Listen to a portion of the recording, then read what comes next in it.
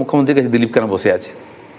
এটাও তো হতে পারে যে আপনার মনে হচ্ছে এটাই আপনার কাছে বড় প্রাপ্তি, আপনি মমতা বন্দ্যোপাধ্যায়ের পাশে। আমার কোনো প্রাপ্তি নেই, আমি কিছু পেতে যাইনি ভগবান দর্শন করতে। আমি তো ওনার তো থাকারই কথা নয় হিসাব মতো। আমি জিজ্ঞেস করলাম আপনি কেন আছেন এখানে? আপনি তো চলে যাওয়ার কথা। বলে হেলিকপ্টার ছেড়ে দিয়েছি, কিছু মিটিং টিটিং আছে, অ্যাডমিনিস্ট্রেশন করে আমি যাবো। খুব ভালো হলো, ভগবানের সঙ্গে কথা হয়ে গেল। দল বড় না ব্যক্তি বড়? দেখুন, আমি তো ভারতীয় জনতা পার্টিতে শিখেছি চিরদিন, ব্যক্তি চেয়ে দল বড়, দলেতে দেশ বড়। এটা শ্যামাপ্রসাদ আমাদের শিখিয়েছেন, আর এখন আমি সেটাই মানি। কি করে মানলেন? আপনার দল ঠিক করেছে যে কোনোভাবেই তারা এই মন্দিরকে মন্দির বলে তারা মানতে রাজি না। না বলেনি, কিন্তু এই মন্দিরকে মন্দির বলে মানছে না। আপনিও তার আগের দিন বলেছেন দলের লাইনে মেনে। মন্দির কি না সেটা আপনি ঠিক করবেন, আমি ঠিক করবো না, ওখানকার যারা ধর্মাচার্যরা ঠিক করবেন। গাইডরা অনেক অনেক কিছু বলতে পারে। কাশী কী করে মন্দির হলো, রাম মন্দির কী করে হলো, অনেক লোক তার বিরোধিতা করেছেন, ধর্মাচার্যরা বিরোধিতা করেছেন। সবাইকে মানতে হবে, তার কী গ্যারান্টি আছে? আরে ভগবান আছেন কি না? আমাকে অনেক বললো এটা তো সংস্কৃতি কেন্দ্র, অনেক কার্ডে লেখা আছে মন্দির উদ্বোধন। আমি তো কার্ডের কপি পাঠিয়েছি। আমাকে মন্দির উদ্বোধনে ওখানে 3-4টে উদ্বোধন ছিল, যেটা আমি আপনাদের মিডিয়া থেকে দেখলাম। আমি তো ছিলাম না, শেষ হয়ে গেছে। শ্রীকৃষ্ণের মূর্তি উদ্বোধন, ভগবান ওনার জগন্নাথের দ্বার উদ্ঘাটন, গেট উদ্বোধন, যেগুলো হয়েছে।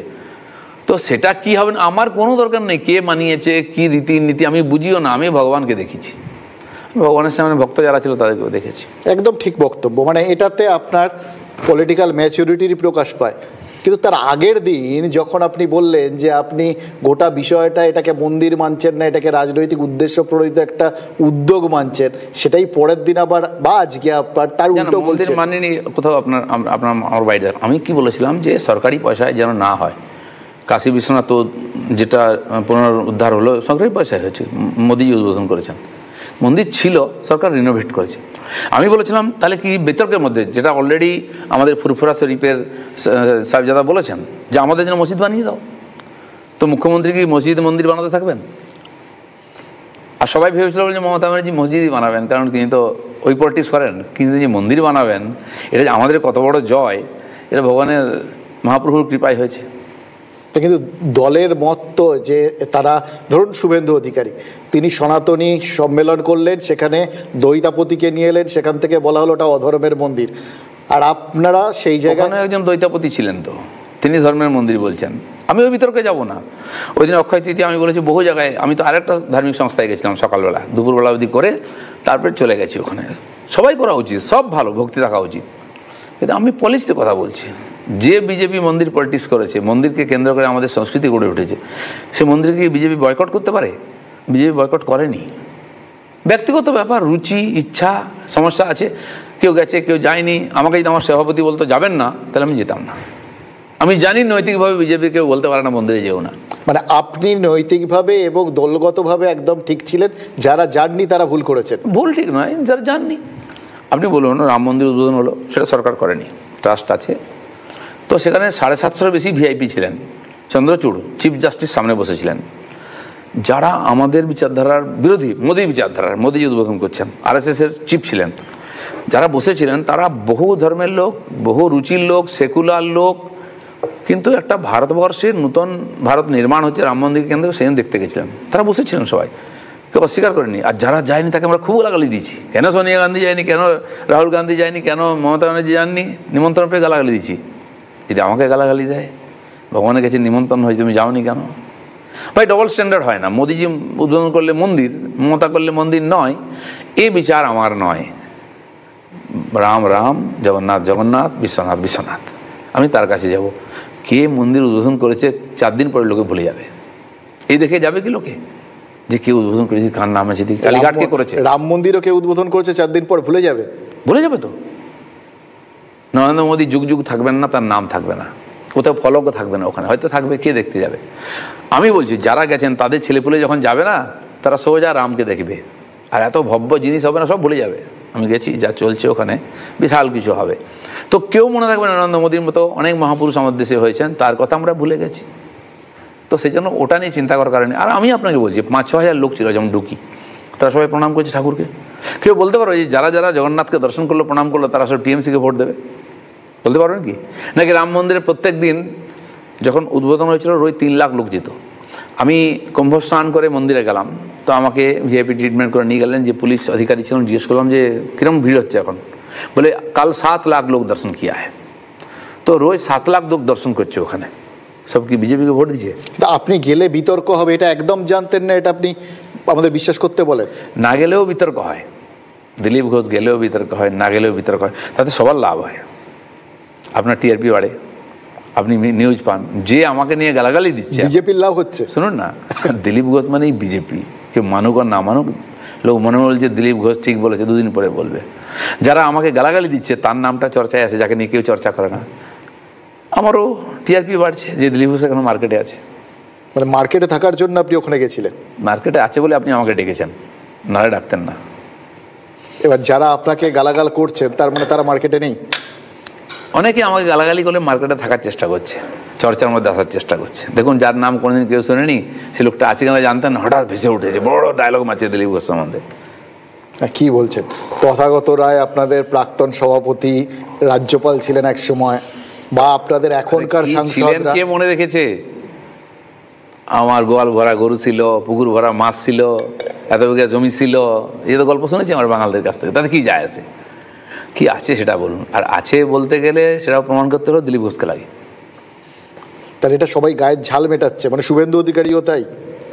আমি কারো কথা বলবো না নাম নিয়ে, অনেকেই এটা করছেন, ঝাল মেটাচ্ছেন, প্রচারে আসার চেষ্টা করছেন, কারো কারো কাছে প্রিয় হওয়ার চেষ্টা করছেন।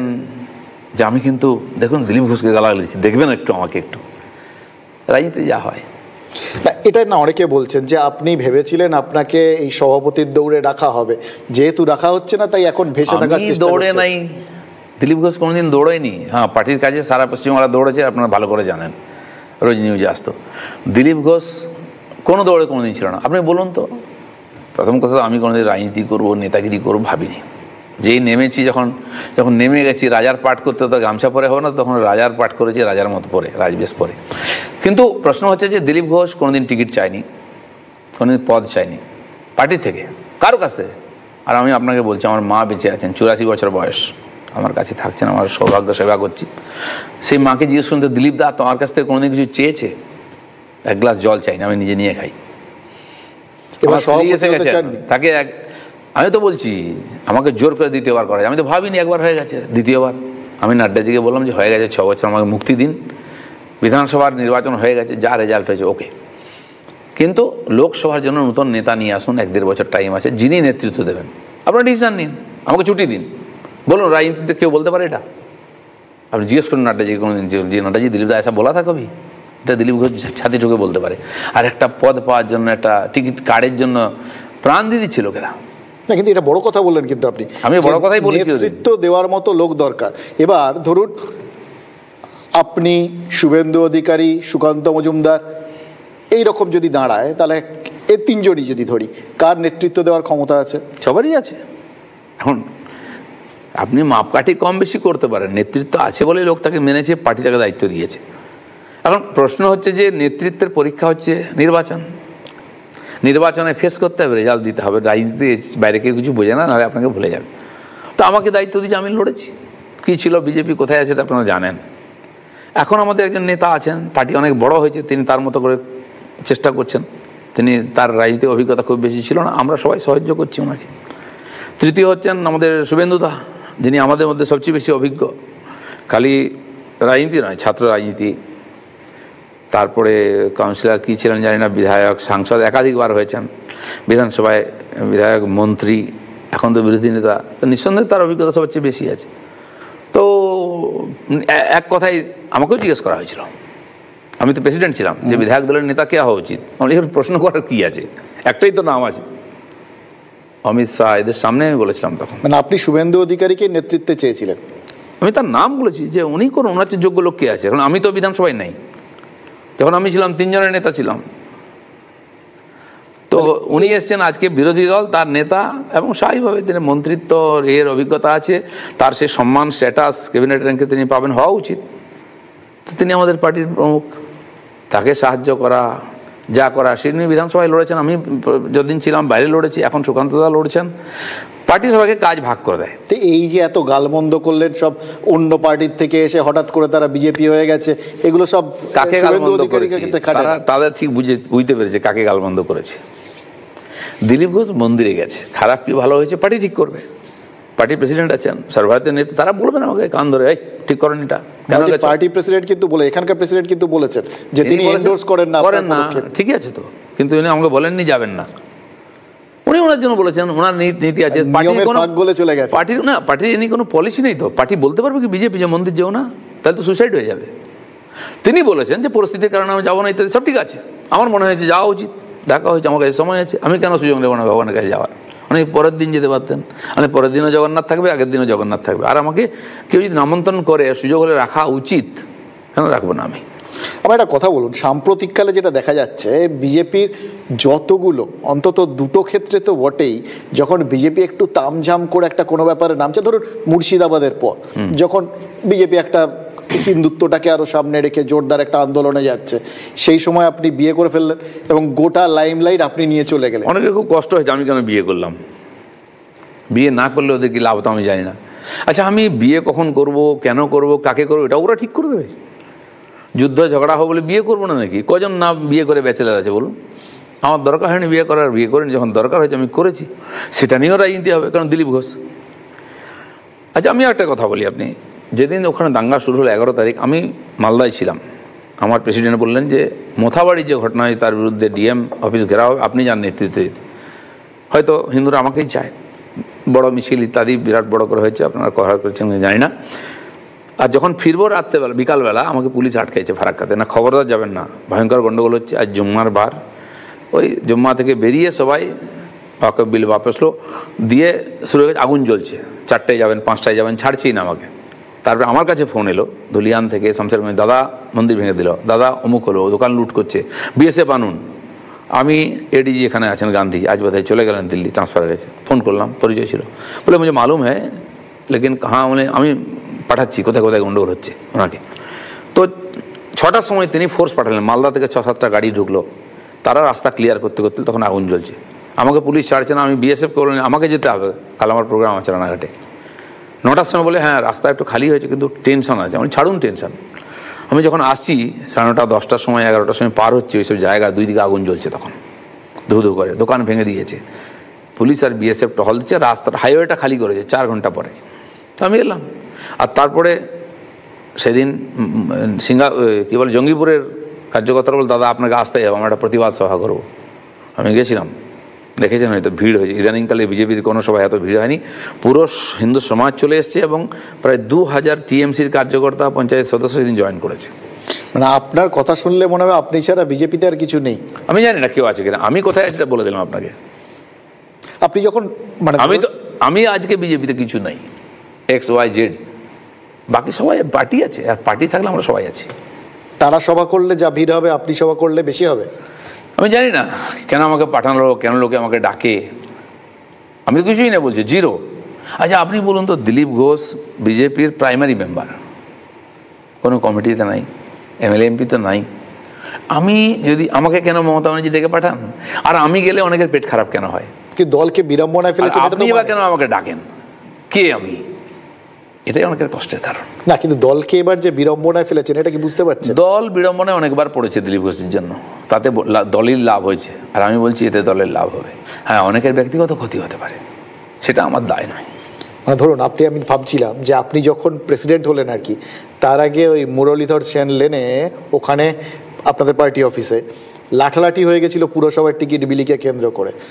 এবার তারপর আপনি এসে একটা একত্রিত ভাবটা দেখা গেছিল, সেই আপনাকে কেন্দ্র করেই আবার বিজেপিতে কত টুকরো হয়ে যাচ্ছে, নিজেদের মধ্যে মারামারি। দেখুন, তখন এই বিষয় চলে আসছে। বিজেপিতে বেনজল ছিল না, যা ছিল ছোট ছিল, বিজেপি ছিল, সমস্যাও ছিল না, ছোট পরিবার, সুখী পরিবার, আশাও প্রত্যাশাও কিছু ছিল না।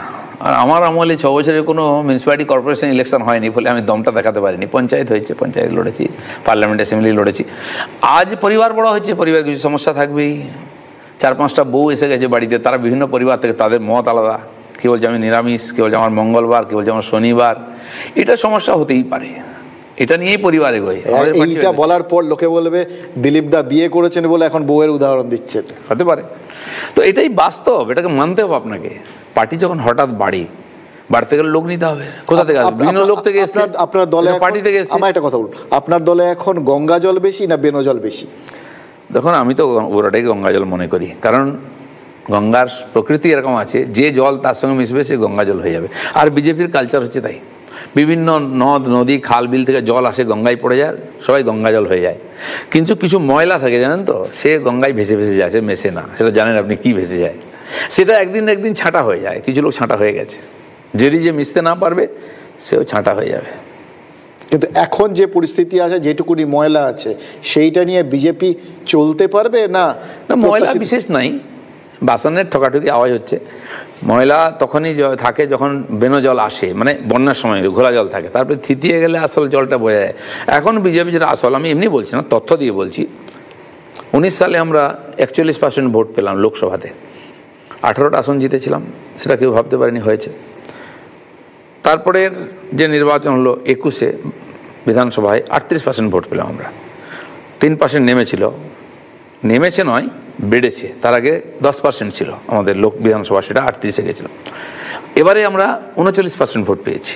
তার মানে 41 থেকে 38-এর মধ্যে বিজেপি মুভ করছে। তার মানে এটা হচ্ছে স্থায়ী জল। ঠিক আছে, আমি আপনাকে বলছি, বিজেপি যারা সাপোর্টার, বিজেপি যারা ভালোবাসেন সাধারণ মানুষ, তারা কেউ বিজেপির বাইরে যায়নি, বিজেপির সঙ্গে আছে।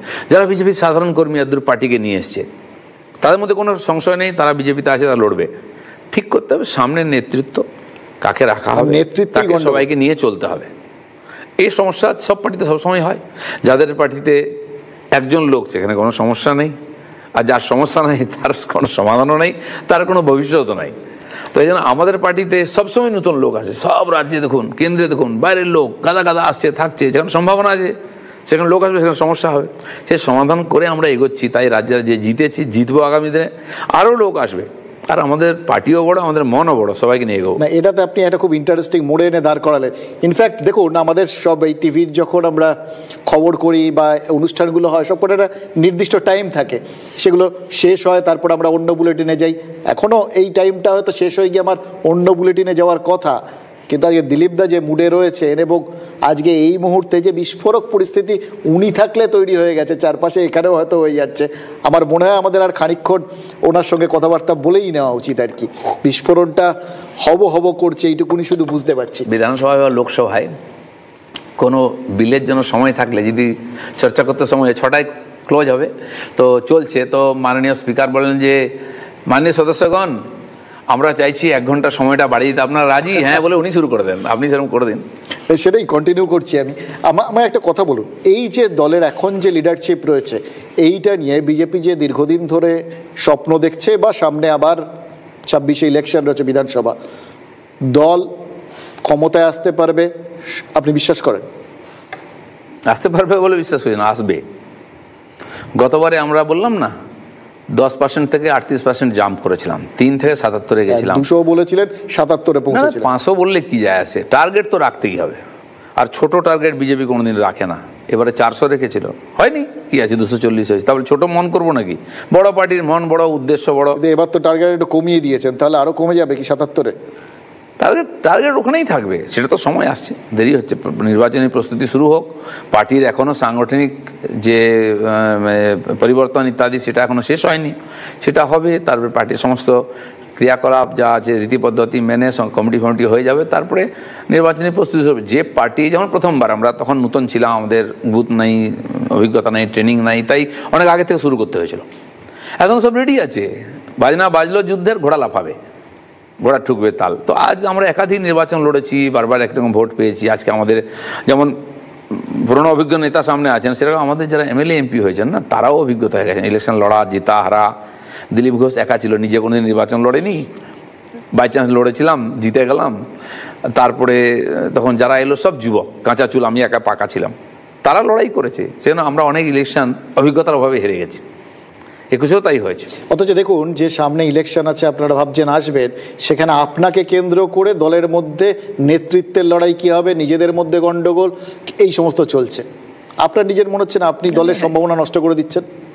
শুনুন, সব জিনিসের ভালো মন্দ দুটোই থাকে। এই সুযোগে কার্যকর্তারা একটু দৌড়াদৌড়ি করছে, তারা কিছু লিখতো না, ফেসবুক করতো না, খোঁজ নিত না, একটুখানি নিরাশ ছিল, দূর কী হবে, কবে ঘোষণা হবে, আপনারা এরকম করে লোককে বুঝিয়ে আর কিছু হবে না, ঠান্ডা ছিল। যখন ঝাঁটি করলে একটুখানি অ্যাক্টিভ হতে হয়, দৌড়তে হয়। আমার পক্ষে লিখুক আর বিপক্ষে লিখুক, সে তো লিখছে, আমার সম্বন্ধে তো লিখছে, পার্টির মধ্যে তো গতিবিধি হচ্ছে, আমি এটা খারাপ দেখি না কিছু। কিন্তু পার্টির মধ্যে যে সিস্টেম আছে না, ঘোষণা হয়ে যাবে, সিস্টেম রেডি হবে, বৈঠক কমিটি হয়ে যাবে, সবাই লেগে পড়বে, আবার সবাই তখন টার্গেট হবে নির্বাচন।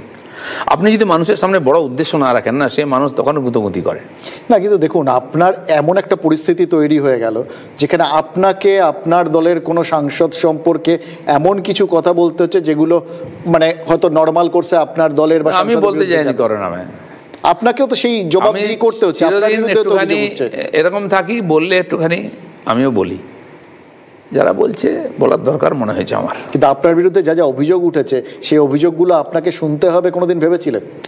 দেখুন, রাজনীতি করতে এসছি তখন আমার সম্বন্ধে কিছু ছিলই না বলার লোকের, আমার কাছেও কিছু, আমিও কিছু ছিলাম না। কি বলবে, আমার গুরুত্ব বাড়ানো বলতে হবে, কিন্তু লোককে বলতে বাধ্য করেছি আমি।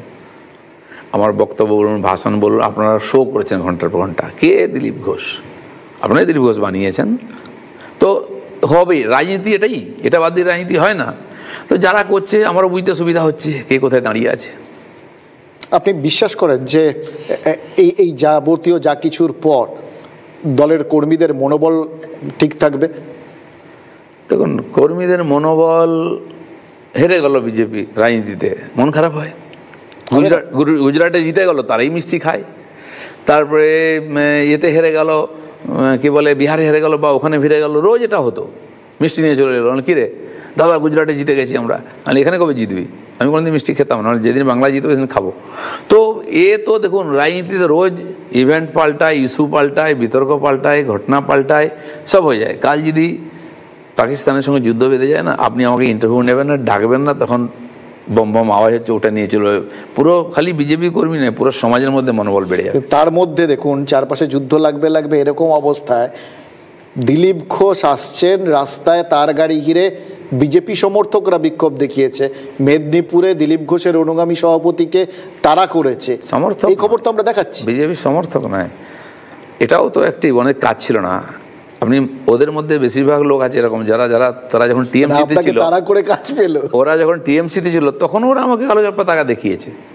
আর এরকম নেতা, আমার যত বড় বড় নেতা না, তারাই আমার গাড়ি ভেঙেছে, তারাই এখন বিজেপির নেতা। আমি তাকে নেতৃত্ব স্বীকৃতি দিয়েছি, তার সঙ্গে কাঁধে কাঁধ মিলিয়ে কাজ করছি, এটাই রাজনীতি।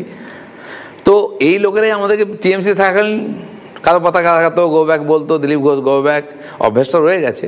আর কাকে কখন ঝান্ডা দেখাতে হয় তারা ভুলে যায়। না, কোনটা হলো মানে দুটো পাশাপাশি তো। একটা আপনার দলের কর্মীরা দলের পতাকা নিয়ে, আপনার দলের পতাকা নিয়ে আপনার গাড়ি আক্রমণ করছে, আপনাকে আক্রমণ করছে, গালিগালাজ করছে। অন্যদিকে তৃণমূলের কর্মীরা তারা আপনাকে ওয়েলকাম বলছে। মানে এই দুটোর মধ্যে আমি একটা ঘটনা বলি আপনাকে। দিল্লি, আপনি জানেন সেই ভিডিওটা দেখেছেন, দার্জিলিংয়ে আমাকে তাড়া করছে, মারছে, খুব ভাইরাল হয়েছে দেশেতে, বারে হয়।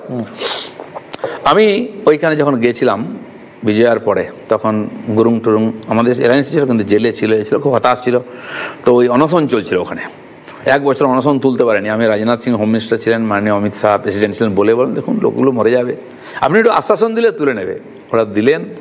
ইলেকশন কী বলে, পুজোর আগে অনশন তুললো, হয়তো জানেন না অনেকে ঘটনাটা। আমি পুজোর পরে তাদের সঙ্গে দেখা করতে গেলাম বিজয়া সম্মেলন। আমার সঙ্গে একজন পিএসও থাকতো পুলিশের, তাকে বললেন তুমি থাকলে যাবে না আমার সঙ্গে।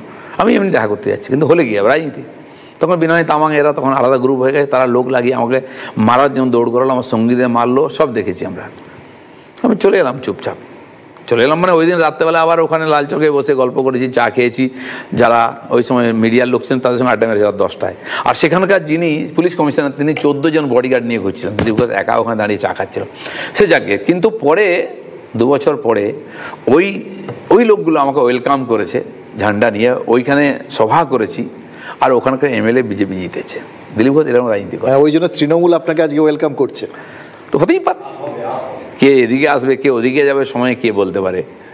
মানে আপনি আমি যাদের সঙ্গে বন্ধুত্ব করেছি তাদেরকে কিন্তু বিজেপিতে নিয়ে এসেছি, যে আমার সঙ্গে শত্রুতা করেছে সেও বিজেপিতে এসছে। সে তো ওরা, আমি নাম বলে দেবো, সে তো বলছে যে কিন্তু দিলীপ ঘোষ যায়নি। দিলীপ ঘোষের সাথে বন্ধুত্ব আছে বলে আমরা আমাদের অনুষ্ঠানে দিলীপ ঘোষকে নিয়ে এসেছি, এরপর দলে নিয়ে আসবো। আমার কোনো আপত্তি নেই, সেও ভগবানের মহাপ্রভুর ভক্ত, আমিও ভক্ত, এ তো আছেই। আর আমাদের হিন্দু দর্শন বলে যে পিণ্ডে সব ব্রহ্মাণ্ডে, সবার মধ্যে আত্মা আছে, সবাই বন্ধু। আমরা তো জানি সবই মানে হিন্দুত্বে বলে যে সবই তার ইচ্ছে। এটা যদি আমি মানি, হিন্দু পার্টি তার ইচ্ছে, ভুলটা কি আছে? না না, কোনো অসুবিধা নেই, বলছি তার ইচ্ছেতে আপনি তৃণমূলেও চলে যেতে পারেন। ইচ্ছা হলে হতে পারে, কোথায় উপরে চলে যেতে পারি, তৃণমূল কি। তো আমার কর্মীরা বিশ্বাস করে, যারা বিজেপি করতে এসেছে দিলীপ ঘোষকে দেখে, তারা জানে, এটা মমতা ব্যানার্জিও জানে, যে দিলীপ ঘোষ কোনোদিন টিএমসিতে যাবে না। আমার সঙ্গে একবার দেখা হয়েছে, বিধানসভায় একটা বৈঠক ছিল, বললাম আপনাকে মজার কথা বলি। আমার সঙ্গে বন্ধুত্ব, এমনি লোকে গালাগালি দেয়, তো আমি একটা গেরুয়া জামা পরে গেছি।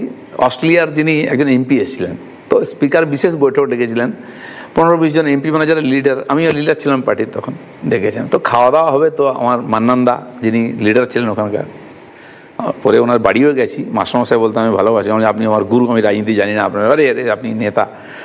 ববিদা দুজন এসছে, দিয়ে আমাকে ঝাপটে ধরেছে, 2 মুসলমানের বিরুদ্ধে দেখেছো, তোমাকে চেপে দেবো, এরকম বলছে। শুনলে হয়তো গা কাটা দেবে, দিলীপ ঘোষ আমার তখন গেরুয়া জামা পড়ে, রঙটা দেখেছো তো, পাল্টে যাবে তোমাদের রঙ। আমি লোকের সঙ্গে এইভাবেই মিশি। আমি মালনন্দার বাড়ি গেছি, আমি সোমেন মিত্রের বাড়ি গেছি, পঙ্কজ রায়ের বাড়ি গেছি প্রেসিডেন্ট হওয়ার পরে, তারা আমার পার্টির লোক ছিলেন না। আমি বিশ্বনাথ চৌধুরীর বাড়ি গেছি, যখন ওখানে মর্নিং ওয়াক করতে বেরিয়েছি, লাইন দিয়ে নাম বলতে পারি যারা আমার পার্টির লোক নয়। আর যাদের বাড়ি যাইনি, বন্ধুত্ব করেছি, তারা পটে আমার বাড়িতে এসছেন, তারা এমএলএ এমপি হয়েছেন। জিজ্ঞেস করুন দিলীপ ঘোষ কী করেছে। আর আমি বন্ধুত্ব করতে পারি বলে পার্টিটা বেড়েছে। এই সবার সঙ্গে আপনার অবারিত দ্বার, এবং সব এটা যদি ভুল হয় তাহলে আমি ভুল করেছি না, সব জায়গায় যে আপনার অবারিত গতি, আপনার কি মনে হয় সেই জন্য আজকের দিনে দাঁড়িয়ে এই ধরো নিয়োগ ঠেলেঙ্কারিগুলোর সঙ্গেও বা ওই বাড়ির দলিল এই সমস্ত নিয়ে সব অভিযোগ আপনার বিরুদ্ধে তোলা সম্ভব হয়েছে? আর কি বলতে পারে? আমি বলছি অভিযোগ করো, প্রমাণ দাও, আমাকে জেলে ঢুকিয়ে দাও, পার্টি থেকে বার করে দাও, কে বলতে পারবে? দিলীপ ঘোষ এটা বলে, কারণ দম আছে আমার। কাউকে কোনোদিন ফোন করিনি আমি, কোনো কারণে হোক। আমি আপনার একজন বলেছেন, সাংবাদিক আরও বলছে, আমি 2জন নেতাকে একজনের নেতাকে ফোন করেছি, পার্থবাবু, বলছে পার্থবাবু বন্ধু, নিশ্চয়ই আমার বন্ধু, সে চুরি করলে আমার কি দায় আছে, 4টে বিয়ে করলে আমার কি দায় আছে? যদি কোনোদিন পার্থ চ্যাটার্জি জেল থেকে বেরিয়ে আসতেন, আপনি প্রশ্ন করবেন। ঘটনাটা হচ্ছে, ওখানে গড়বেতাতে একটা RSS এর ক্যাম্প হচ্ছিল 7 দিনের, ওখানে হেডমাস্টার অনুমতি দিয়েছেন, ক্যাম্প শুরু হয়ে গেছে 3 দিনের, মাঝখান থেকে তাকে চাপ দেওয়া হয়েছে, ডিআই চাপ দিয়েছেন, আজকে ক্যাম্প বন্ধ করো। RSSকে পারমিশন দিয়েছেন, তিনি ভদ্রলোক বলছেন দাদা মাফ করবেন, ভুল হয়ে গেছে, চলবে না, ক্যাম্প তুলে দিন আজকে। সঙ্গের লোকেরা প্রায় গুটিয়ে ফেলে, তারা ঝগড়া করে না। আমার কানে এলো, তা আমি ডিআইকে ফোন করলাম যে এটা কী হচ্ছে, ওই হেডমাস্টার পারমিশন দিয়েছে আর আপনি একে ধমকাচ্ছেন তোলার জন্য। হ্যাঁ স্যার, আমি অপারগ, আমার উপরে চাপ আছে। আমার কত উপর থেকে চাপ আছে? আমি পার্থ ফোন নম্বর জোগাড় করে ফোন করলাম, ধরেছে। আমি দিলীপ ঘোষ বলছি। আরে বাবু কী বাবা দিলীপ বাবু? আচ্ছা রাজনীতি কত দূর করবেন? আর RSS-এর ক্যাম্প হচ্ছে, হেডমাস্টারমশাই লিখিত অনুমতি দিয়েছেন, তাকে এমন জায়গায় ফেলে দিচ্ছেন, লোকটা হাতে পায়ে ধরছে। ডিআই বলছে উপর থেকে চাপ আছে। কিসের চাপ? যদি এই রাজনীতি হয়, দিলীপ ঘোষ কিন্তু কালকে রাস্তায় নামবে, রাস্তা অবরোধ করবে, উত্তাপ কিন্তু বাড়বে। আপনি বলে আরে আমি জানি না কিছু, কে কী করেছে আমি খোঁজ নিচ্ছি, এই ভাষায় আমি কথা বলেছি। আর যার সঙ্গে বলি এইভাবেই বলি, তাতে যে দোষ আছে, দোষ কোন ব্যাটার হিম্মত আছে মন্ত্রীর সঙ্গে কথা বলবে, এবং ক্যাম্প তুলেনি ওরা।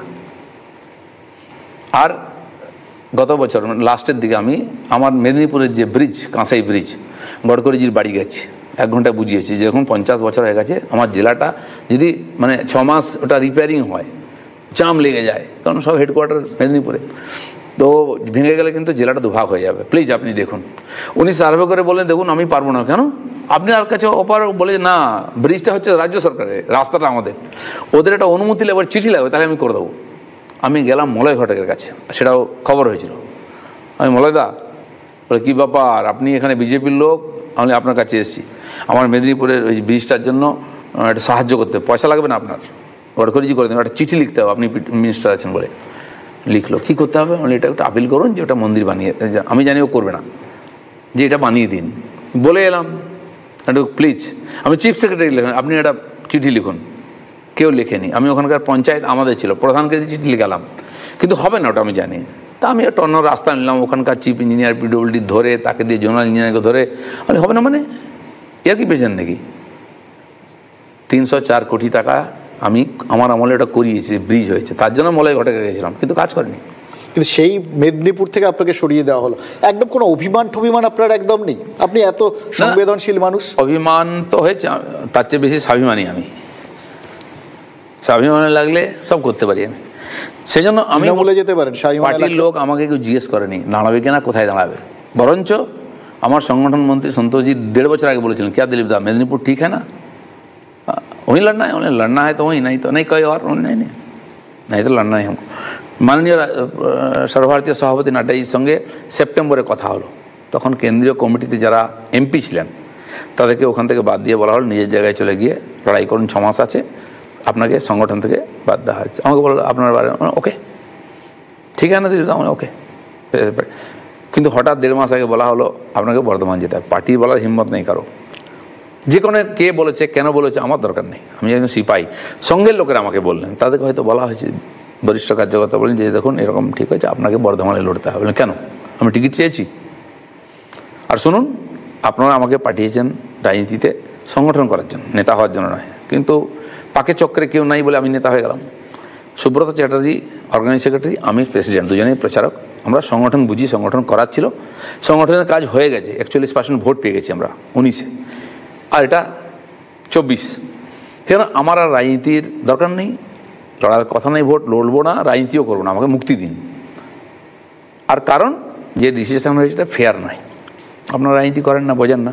আর দিলীপ ঘোষ কোনোদিন অসফল হয়ে কোনো কাজ থেকে যায়নি, আমি রাজনীতিতে অপমানিত হয়ে যাব না, সেই জন্য আমার ক্লিয়ার মত। কিন্তু যেহেতু আমি ছোটবেলাতে RSS স্বয়ংসেবক সংঘের অধিকারীরা বলে দিলেন ওটা আদেশ না, আমাদের ইচ্ছা আপনি ওখানে স্বাভিমানের কথাটা আমি চলে গেছি। আপনার স্বাভিমানে লাগলে আপনি দলকে শিক্ষা দিতে তৃণমূলে যেতে পারেন? তৃণমূল কেন যাবো? দলকে শিক্ষা দেওয়ার অনেক জায়গা আছে, আর দলকে শিক্ষা দেবোই বা কেন? দলটা ছেড়ে দেবো, আর দল ছাড়বো না, রাজনীতি ছেড়ে দেবো। মানে সেই অর্থে কেন যাবো? টিএমসি খুব ভালো জায়গা নাকি? না, খুব ভালো লোকেরা থাকে ওখানে। যারা এটা বলে তারা খুব উঁচা কথা বলে। দিলীপ ঘোষের স্ট্যান্ডার্ড টিএমসির চেয়ে অনেক উপরে। দিলীপ ঘোষ একটা পার্টি খাড়া করেছে, তারা চামচাগিরি করে পেট পোষে না ওখানে গিয়ে। আমার ডাল রুটির জন্য রাজনীতি করতে হয় না, আমি মিশন নিয়ে এসেছি, রাজনীতি করতে আসিনি, আমি সমাজের কাজ করতে এসেছিলাম। তো সমাজের কাজ রাজনীতি ছাড়া তো করা যায়। বহু লোক সারা জীবন আমার দেশে এরকম হাজার হাজার মহাপুরুষ হয়েছেন যারা সমাজ সেবা করেছেন, সে আধ্যাত্মিক দিক দিয়ে, সাংস্কৃতিক দিক দিয়ে, সমাজ সেবার মাধ্যমে। আমি তাদেরকে থেকে অনুপ্রাণিত হয়েছে। বিবেকানন্দ রাজনীতি করেছিলেন নাকি? অরবিন্দ রাজনীতি করেছিলেন নাকি? তাদের অসম্পূর্ণ কাজ অন্যভাবে করা যায়। শ্যামাপ্রসাদ রাজনীতি করেছিলেন, তার কাজ আমি এখন করছি, সেটা না অন্যভাবে করবো। বহু মানুষ বহুভাবে বলেছেন সমাজে কাজ করার জন্য, আমার এটাই মিশন। তো পার্টি আমাকে সুযোগ দিয়েছে, টিকিট দিয়েছে, MLA বানিয়েছে, MP বানিয়েছে, নেতা বানিয়েছে, আর কি দেবে? তো এর পার্টির প্রতি আমার কোনো ক্ষোভ নেই। যতদিন পার্টির প্রয়োজন হবে আমি রাজনীতি করব, আমার কোনো প্রয়োজন নেই। আমাদের এই যে বিভিন্ন আশ্রম আছে না, তাতে গার্হস্থ, বানপ্রস্থ, সন্ন্যাস, আমার ব্যাপারে একটু উল্টো। আমি গার্হস্থটা সন্ন্যাসের সময় করেছি, উল্টো দিকে হাঁটছেন।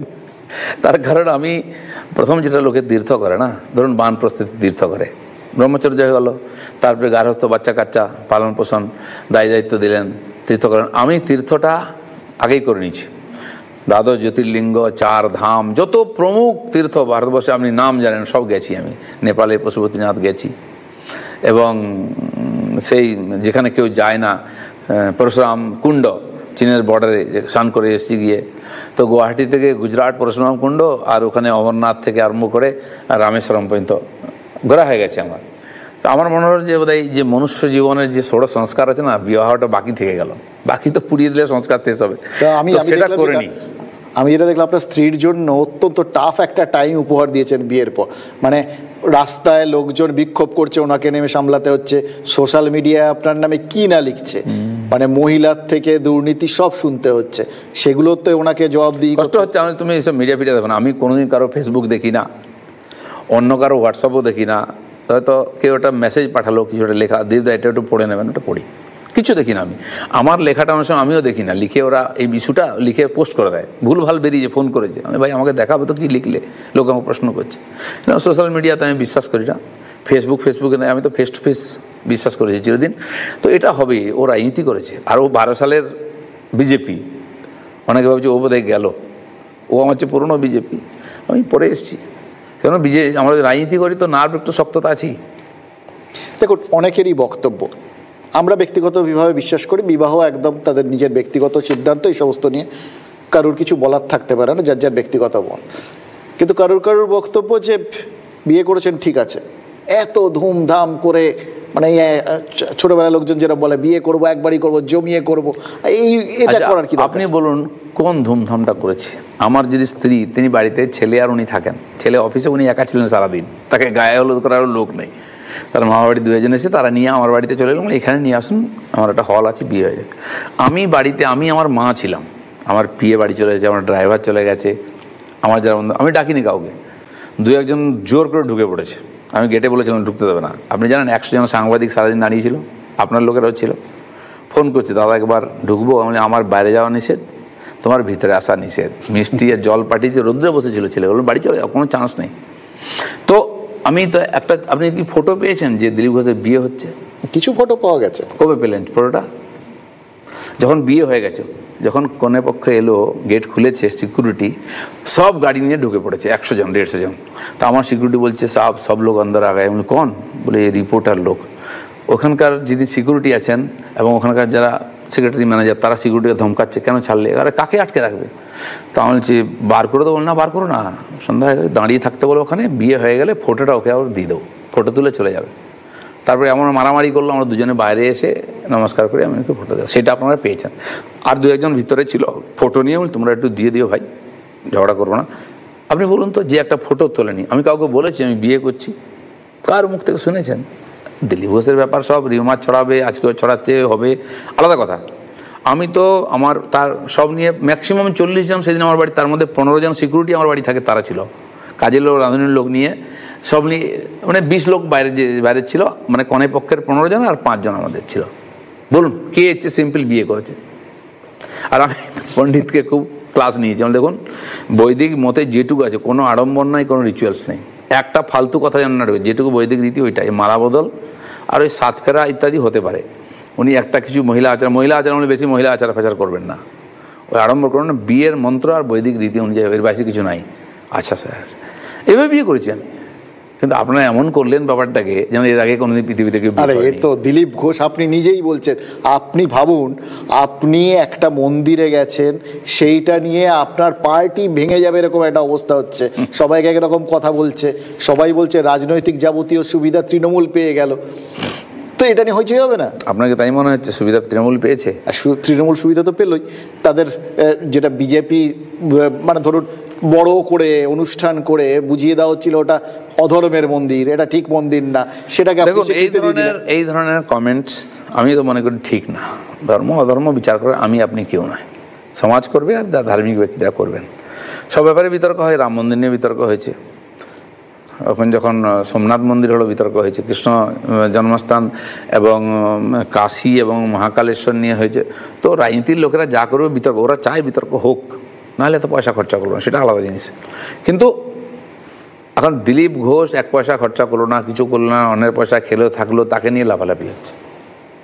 কিন্তু এটাতে তৃণমূল যে একটা সুবিধাজনক জায়গায় গেল, নিশ্চিন্তে বসে তারা এখন মজা দেখছে, বিজেপি নিজেদের মধ্যে মারপিট করছে। এরকম বহুবার হয়েছে, মজা দেখেছে। যখন ওরা আমাকে মারতো, গাড়ি ভাঙতো, আরও কেউ মজা দেখতো। মজা তো নেবেই। আপনার দলের লোকই মজা দেখতো? হ্যাঁ, আপনার দলের লোক সালাকে দিয়েছে, ঠিক করেছে, সব পার্টিতেই থাকে। আমাকে আমার কার্যকর্তারা যারা বলতো, দিলুদা গাড়ি কিনতে যা খরচা হয়েছে না, রিপেয়ারিংয়ে তার চেয়ে আপনার বেশি খরচা হয়েছে। কতবার গাড়ি ভাঙতো করতো, খেলো পতাকা গো ব্যাক বলতো। এটাই তো বিজেপির পক্ষে ঠিক ছিল। আর লোকেও বুঝে নিচ্ছে বিজেপির মধ্যে কী চলছে, কারা বিজেপি কারা নয়, কারণ বিজেপির কালচার এটা নয়। যদি আমি ভুল করি পার্টির পলিসি, তার জন্য পার্টি এসে দেখার জন্য, অন্য কেউ আমার বিরুদ্ধে বলতে যাবে কেন? কে অধিকার দিয়েছে ওদেরকে? তারাও তো পার্টির লোক, তার কি ফাটছে? সে কি ঠিকানা নিয়েছে পার্টির পলিসি ঠিক করার? কে অধিকার দিয়েছে ওকে? তাকেও তো ওখানে গিয়ে কর্মীদের মুখোমুখি হতে হচ্ছে। কেন বলবে যে দিলীপ ঘোষকে দিচ্ছে, তার জন্য প্রেসিডেন্ট আছে, এটা ভারতীয় জনতা পার্টি, টিএমসি নাকি যে যার পিছনে কাঠি মারবে? সেই জন্য বিজেপিটা শিখতে হয়, জানতে হয় যে বিজেপি হতে হয়, যারা হতে পারেনি তাদের সমস্যা আছে। এরকম বিজেপি না হওয়া লোকেদের সঙ্গে বিজেপি হওয়া লোকেদের যে সংঘাত, সেটা কি বিজেপির এগোনোর পথে অন্তরায় নয়? এই সংঘাত চলতেই থাকে, আর চলতে চলতে মিলে যায়। যেমন গঙ্গা যমুনা সরস্বতী মিলেছে ত্রিবেণীতে, আপনি ওখানে গিয়ে দেখুন বেশ দূর অবধি রং আলাদা, যারা কুম্ভ স্নান করেছেন জানেন। তারপরে এখন এখানে গঙ্গায় দেখুন তো, গঙ্গা যমুনা সরস্বতী, তাহলে আপনারা সবাই মিলে যাবেন, তাহলে আর এত বিরোধের কি আছে? মিলবেই তো, এটাই রাজনীতি। আর যেখানে গণতন্ত্র আছে সেখানে আলাদা মত থাকবে, চেঁচামেচি করানো এটা করাতে হয় না সময়। এরপর আপনি সৌমিত্র বাবু সব একসাথে বসে গল্প করবেন। আচ্ছা, সৌমিত্র বাবু কি প্রথমবার বলছেন নাকি এরকম? আপনি তার ভিডিওগুলো বার করুন, কোন নেতা সম্বন্ধে বলেনি? আমি তো বলছি দিলীপ ঘোষের সম্বন্ধে আজকে বলার হিম্মত করে, তখনও বলতাম প্রেসিডেন্ট থেকে যা ইচ্ছা করতো, আমি চমকাতাম। এখন একটু কন্ট্রোল বোধহয় কমে গেছে পার্টির, তাই এরকম হচ্ছে। নাহলে কোন নেতার বিরুদ্ধে বলেনি? সে বলেছে কিছু লোক থাকেই, তারা এরকমই থাকে। পার্টির কন্ট্রোল আর পার্টি তো রাজনীতিতে আমরা বলি যে পলিটিক্স হচ্ছে শিব কি বরাত, ভগবান শিবের যে বরযাত্রী যায় না, ভূত প্রেত সব তার মধ্যে থাকে। তাহলে লোকই পাবেন না আপনি। রাজনীতি ঠিক তাই, সব থাকবে, ভূত প্রেত নিয়ে চলতে হবে, মানিয়ে গুনিয়ে হ্যাঁ ও এ কাঁদবে, একে ব্ল্যাকমেলিং করবে, ভাব দেখাবে, ঝগড়া করবে, সেটাই তার রেসিপি। আমি আছি, আমি কিন্তু কম নয়। আপনার কেন্দ্রীয় নেতৃত্ব ফোন করেছিল যে পুরো পার্টিটাকে তো আপনি 12টা বাজিয়ে ছেড়ে দিলেন? জানে আর কে বাজিয়েছে, কে পার্টি দাঁড় করিয়েছে, করে আর সামান্যতম সম্ভাবনা থাকলেও আর কখনো আপনাকে নেতৃত্বে ভাবা হবে বলে আপনি নিজে বিশ্বাস করেন? বয়ে গেছে, কোনোদিন ভাবিনি, আজও ভাবি না। নাড্ডাজি বলেছেন আপ ক্যা করেंगे প্রেসিডেন্টের পরে, আমি যে পার্টি কাম দেগা ওই করেंगे। তাহলে ভাইস প্রেসিডেন্ট বানিয়েছিল, তার বলছে তুমি যাও ইলেকশন লড়াও, টিকিট দিয়েছে। আজ যদি আমার সময় আছে, পার্টি যদি আমাকে প্রয়োজন হয় বলবে। আর যদি পার্টি ভাবে একে রাখা মানে তো সোজা বলে দেবে ভাই তোমাকে আর দরকার নেই, বাঁচালেন, যাই আমি অন্য কাজ করি, আমি সাধারণ মানুষ হয়ে বাঁচতে চাই। কি করবেন? রাজা হতে হয়েছে বলে এইসব ঝগড়া করতে হচ্ছে না, তখন কি করবেন? 40 বছরের মধ্যে 30 বছর কি করেছি আমি? সমাজের কাজ করেছি, সেবা কাজ করেছি, করবো। তখন তো ঘর সংসার ছিল না, নিশ্চিন্তে ছিলেন ছাড়া। না, ঘর সংসার যাতে ছাড়তে পারি সেই জন্য সংসার করেছি, কারণ আমার মা আমার সঙ্গে কোনোদিন থাকেননি। 55 বছর পরে আমার সঙ্গে এসেছিলাম, আমি 6-7 বছর ছিলাম, ছেড়ে গেছিলাম পড়তে, তারপরে বেরিয়ে গেছি। তো উনি এসেছেন, আমি ডাকিনি কাউকে। যাকে বিয়ে করেছি উনিও এসেছেন, আমি বিয়ে করতে যাব বলিনি।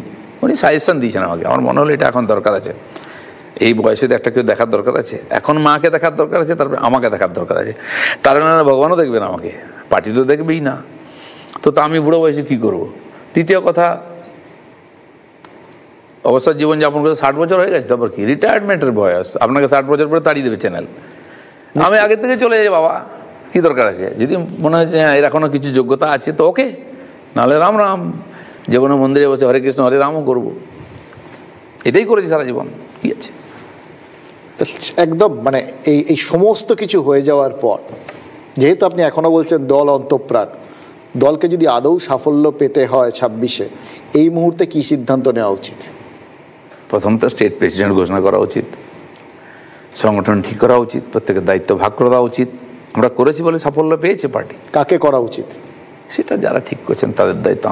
আমাকে যদি সাজেশন চাই বলবো, অত্যন্ত নাহলে আমি কাউকে জ্ঞান দিই না, আমার এই বদভ্যাস নেই ধরে জ্ঞান দিতে শুরু করলাম, সাজেশনও দিই না বিনা পয়সায়। তো সেই জন্য আমার উপরে ইন্টারেস্ট নেই। আমি তো আমার ইনিংস খেলে ফেলেছি, আমি একজন সাধারণ সিপাহী। তো আমাকে বলবে তুমি অফিসে বসো বা ওইখানে যাও, এই মন্দির এইটা সামলাও, ওইখানে বৈঠক নাও, ওইখানে সভা করো, রাইট। আর যদি আমার প্রয়োজন ফুরিয়ে গেছে, আমার চেয়ে যোগ্য লোক এসে গেছে, বেশি লোক এসে গেছে, তো ওরা করবে। আমি তো চাই বিজেপি এখানে ক্ষমতায় আসুক, সেটা দেখতে চাই। সে আমি হাত দিয়ে করি বা না করি, দেখতে চাই। দেখতে চাইলে কিছু করতে হয় নিজেকে, তাই করছি। নাহলে অন্য কেউ করবে যদি ভবিতব্য, এটা দিলীপ ঘোষ কি ঠিকা নিয়েছে নাকি আমার পিছনে স্ট্যাম্প মেরে দিয়েছে তুমি অমুক হবে তমুক হবে। আমি তো জীবনে ভাবিনি এইসব করব। যে ঠিক করা সে করে রেখেছে, করবে। জগন্নাথ, জয় জগন্নাথ করবে, করছে, পুরো ভরসা আছে। মনে কোনো দুঃখ নেই, অভিমান নেই, কোনো আক্ষেপ নেই, কোনো ডিমান্ডও নেই। RSS আমাকে শিখিয়েছে নো কমপ্লেন, নো ডিমান্ড। আমার সঙ্গে তো অনেক কিছু হয়েছে, আপনারাই বলেন এই করা হয়েছে, অনেক আমার বন্ধুরা TMC লোকেরা খুব কষ্ট পায়, দিলীপের সঙ্গে এই করা হয়েছে। আপনি বলুন আমার পার্টিতে কাউকে কোনোদিন কমপ্লেন করেছি? আমার RSS লোকে যারা পাঠিয়েছেন শুধু আপনারা তারা কেউ কমপ্লেন করেছে? আমি লোকের কমপ্লেন শুনি, সমাধান করার চেষ্টা করছি, আর আমার বিরুদ্ধে লোকেরা কমপ্লেন করে। আপনাকে মজার কথা বলি, আগে যারা আমার বিরুদ্ধে কমপ্লেন করতো না তারা সব পার্টি ছেড়ে চলে গেছে। আমি বললাম যে যারা দিলীপ ঘোষ নিয়ে খুব চিন্তিত, আমার সামনে কেউ করেনি, গন্ধ আসে না কে কি বলছি কি ওখানে। তা আমি যে সেই লোকগুলো কোথায়? দিলীপ ঘোষ তো আছে সাধারণ কর্মী হিসাবে, যাকে মন্ত্রী করলেন, যাকে পদ দিলেন, MP করলেন, MLA করলেন, তারা কোথায় গেল? তারা তো আর কোনো কাজ ছিল না দিলীপ ঘোষের বিরুদ্ধে কমপ্লেন করার, তারা কোথায় আছে? আমি দাঁড়িয়ে আছি বিজেপিতে, কোনো দায়িত্ব নেই, পদ নেই, কিন্তু বিজেপি এখনও বিজেপি করছি, লড়ছি, সমান দক্ষতায় সমান সক্রিয় আছে। তারা কোথায় গেল? এর প্রশ্নের উত্তর কারো কাছে নেই। তো এই জায়গাটাতে দাঁড়িয়ে একদম দিলীপ ঘোষ একদম পরিষ্কার করে দিচ্ছেন যে বিজেপি থাকবে এবং দিলীপ ঘোষ থাকবেন, কারণ